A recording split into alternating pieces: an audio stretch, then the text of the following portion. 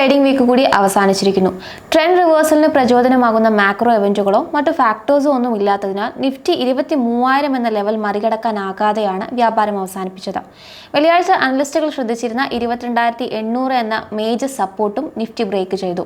തുടർന്ന് 117 പോയിന്റിന്റെ നഷ്ടത്തിൽ 22,795.9 എന്ന ലെവലിലാണ് വ്യാപാരം അവസാനിപ്പിച്ചത്. ഇതോടെ കഴിഞ്ഞ ആഴ്ച 0.58% നഷ്ടമാണ് നിഫ്റ്റിയിൽ പ്രകടമായത്. ഫെബ്രുവരിയിൽ ഇതുവരെയുള്ള പ്രകടനം നോക്കിയാൽ ആദ്യ വാരം 0.33% നേരിയ നേട്ടം വീക്കിലി രേഖപ്പെടുത്തിയിരുന്നു. എന്നാൽ രണ്ടാമത്തെ ആഴ്ച സ്ഥിതി കൂടുതൽ വഷളായി. ട്രേഡ് വാറുമായി ബന്ധപ്പെട്ട ആശങ്കകളൊക്കെ ആഭ്യന്തര വിപണിയിൽ സാരമായി തന്നെ പ്രതിഫലിച്ചു. 2.5% നഷ്ടമാണ് നിഫ്റ്റിയിൽ ഉണ്ടായത്. 8 ദിവസങ്ങളിലെ ഇടിവിന് ശേഷം കഴിഞ്ഞ തിങ്കളാഴ്ച ഒരു പോസിറ്റീവ് സ്റ്റാർട്ട് നൽകിയിരുന്നു. പക്ഷെ ഒരു ഫ്ലാറ്റ് നോട്ടിലാണ് വ്യാപാരം അവസാനിപ്പിച്ചത്. പിന്നീടുള്ള 3 സെഷനിലും നിഫ്റ്റി ഫ്ലാറ്റ് നോട്ടിൽ തന്നെയാണ് വ്യാപാരം അവസാനിപ്പിച്ചത്. സെപ്റ്റംബറിൽ രേഖപ്പെടുത്തിയിരുന്ന ഓൾ ടൈം ഹൈയിൽ നിന്നും നിഫ്റ്റി 13% ഇപ്പോൾ കറക്റ്റ് ചെയ്തു കഴിഞ്ഞു. കഴിഞ്ഞ 5 മാസങ്ങൾ ഇന്ത്യൻ നിക്ഷേപകരെ സംബന്ധിച്ച് അല്പം കടുപ്പം തന്നെയായിരുന്നു. 2022 മുതൽക്ക് നിഫ്റ്റി പ്രഡിക്റ്റബിൾ റേഞ്ചിൽ തന്നെയാണ് മൂവ് ചെയ്തുകൊണ്ടിരിക്കുന്നതെന്ന് കാണാം. എന്നാൽ വെള്ളിയാഴ്ച 22,700 എന്ന റേഞ്ചിലാണ് ക്ലോസ് ചെയ്തത്. ഈ പാറ്റേൺ ബ്രേക്ക് ചെയ്യാനുള്ള ടെൻഡൻസി ഇവിടെ നമുക്ക് കാണാം. മാർക്കറ്റിന്റെ ഈ മൊമെന്റത്തിൽ മാറ്റം ഉണ്ടാകുമെന്ന കൺസേൺ ഇവിടെ ഉയരുന്നുണ്ട്. ഇപ്പോൾ 22,800, 22,500 എന്ന റേഞ്ചുകളിലാണ് കീ സപ്പോർട്ട് ഉള്ളത്. ഈ ലെവലുകളിൽ ഇൻഡെക്സിന് സ്റ്റെബിലിറ്റി കണ്ടേക്കാം. പക്ഷെ മറ്റൊരു കാര്യം ഇവിടെ ശ്രദ്ധിക്കേണ്ടത്, നിഫ്റ്റിയുടെ 200-ഡേ എക്സ്പൊണൻഷ്യൽ മൂവിംഗ് ആവറേജിന് മുകളിൽ സസ്റ്റെയിൻ ചെയ്യാൻ നിഫ്റ്റി സ്ട്രഗിൾ ചെയ്യുന്നുണ്ട്.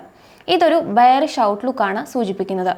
മാർക്കറ്റ് ട്രെൻഡ്സ് മനസ്സിലാകുന്നതിന് നമുക്ക് യൂസ് ചെയ്യാൻ പറ്റുന്ന പ്രധാന ടെക്നിക്കൽ ഇൻഡിക്കേറ്ററാണ് 200-ഡേ എക്സ്പൊണൻഷ്യൽ മൂവിംഗ് ആവറേജ്. ഒരു സ്റ്റോക്ക് അല്ലെങ്കിൽ ഇൻഡെക്സ് 200-ഡേ EMAയ്ക്ക് മുകളിലാണെങ്കിൽ അത് ബുള്ളിഷ് ട്രെൻഡിനെയാണ് സൂചിപ്പിക്കുന്നത്.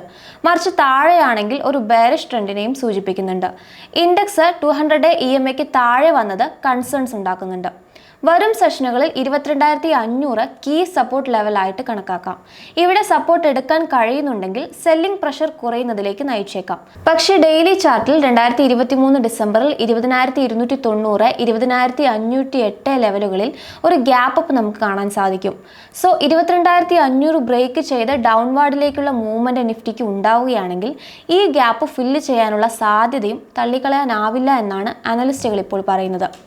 ഇനി നിഫ്റ്റി 50 വീക്ക് മൂവിംഗ് ആവറേജ് ആയ 23,250 എന്ന ലെവലിനും താഴെയാണ്. ഇതും ബെയറിഷ് സിഗ്നലിനെ തന്നെയാണ് സൂചിപ്പിക്കുന്നത്. മുകളിലേക്ക് പോകുമ്പോൾ 23,000 സോൺ ആയിരിക്കും മേജർ റെസിസ്റ്റൻസ്. നിഫ്റ്റി ബാങ്ക് സൂചികയും പ്രോഫിറ്റ് ബുക്കിംഗ് കഴിഞ്ഞ വീക്ക് നേരിട്ടു. 50,000 എന്ന ലെവലിന് താഴെ എത്തി. വെള്ളിയാഴ്ച 353 പോയിന്റിന്റെ നഷ്ടത്തിൽ 48,981.2 എന്ന ലെവലിലാണ് ക്ലോസ് ചെയ്തിരിക്കുന്നത്. വീക്കിലി 0.24% നേരിയ മുന്നേറ്റം സൂചികയിൽ ഉണ്ടായിട്ടുണ്ട്.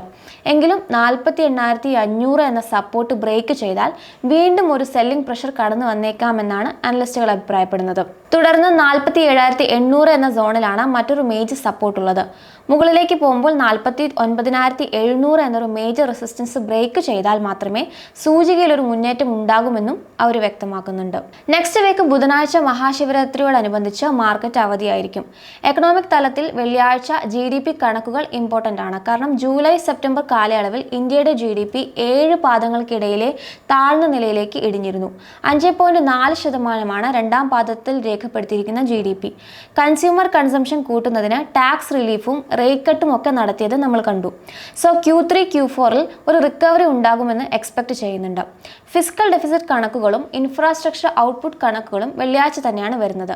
FY25-ലെ ആദ്യ 9 മാസങ്ങളിലെ ഡെഫിസിറ്റ് 9.14 ലക്ഷം കോടി രൂപയായിട്ട് രേഖപ്പെടുത്തിയിട്ടുണ്ട്. ഫുൾ ഇയർ ടാർഗറ്റിന്റെ 56.7%മാണിത്. മാർക്കറ്റിൽ ഇമ്പാക്ട് ചെയ്യാൻ സാധ്യതയുള്ള ഇന്ത്യൻ മാക്രോ ഡാറ്റകൾ ഇവയൊക്കെയാണ്. FIIയുടെ വിറ്റൊഴിക്കലും മറ്റ് ആഗോള അനിശ്ചിതാവസ്ഥകളും തുടരുന്ന സാഹചര്യത്തിൽ കൂടുതൽ കറക്ഷനിലേക്ക് പോകുമോ എന്നത് ശ്രദ്ധിക്കേണ്ടതുണ്ട്.